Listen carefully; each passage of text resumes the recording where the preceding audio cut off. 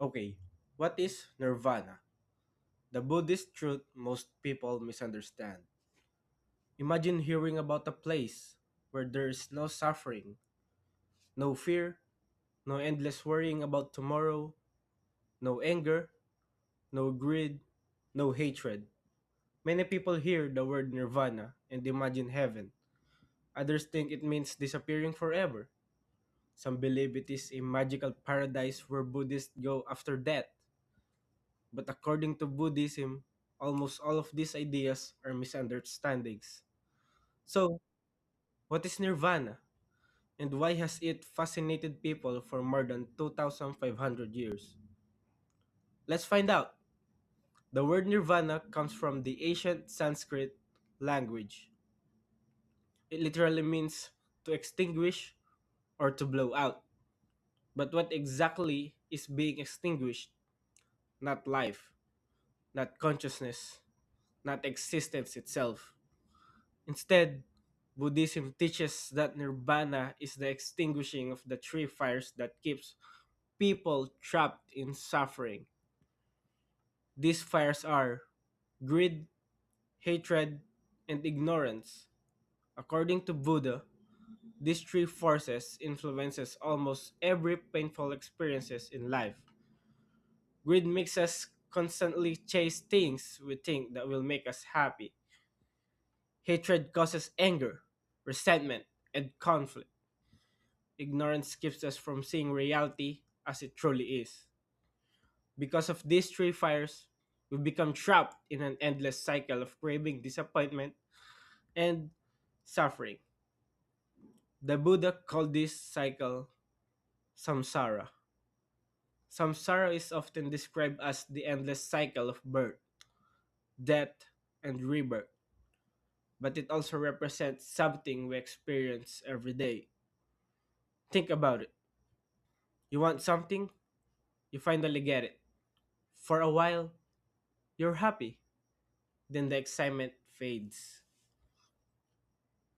Soon, you begin wanting something else. The cycle repeats again and again. The Buddha believed this endless chasing never leads to lasting peace. Nirvana is the complete freedom from that cycle. But reaching nirvana doesn't mean becoming emotionless. Many people misunderstand this. The Buddha still showed compassion. He still smiled. He still cared deeply about helping others. The difference was that his happiness no longer depended on possessions, status, or circumstances. Imagine standing in the middle of a storm. Most people are thrown around by the wind. Someone who has reached nirvana is like a mountain. The storm continues, but the mountain remains steady. One of the most famous examples comes from the Buddha himself. After his enlightenment beneath the Bodhi Tree, he spent the next 45 years teaching. He walked from the village to village. He spoke with kings, he spoke with farmers, he spoke with criminals. He welcomed anyone willing to listen.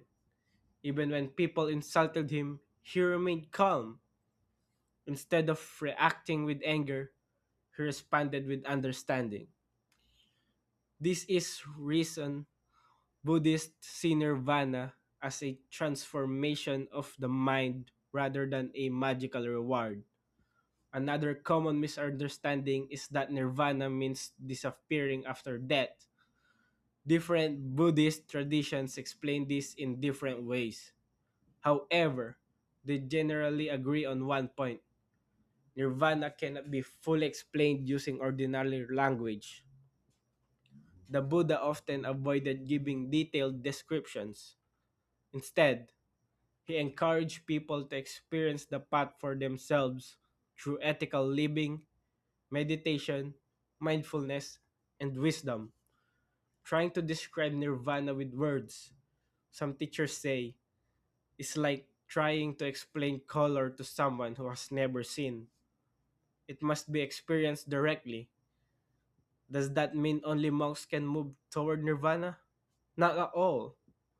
Buddhism teaches that every person can practice the qualities that lead in that direction, showing kindness, being honest, learning patience, paying attention to the present moment, understanding your own thoughts instead of blindly following them. Whether or not someone believes in rebirth, these practices can still reduce suffering in everyday life. When we become less controlled by anger, we stop chasing every desire. We learn to accept change. Life becomes more peaceful. Perhaps that is why Buddhist teachings have continued to inspire people for over 2,000 years.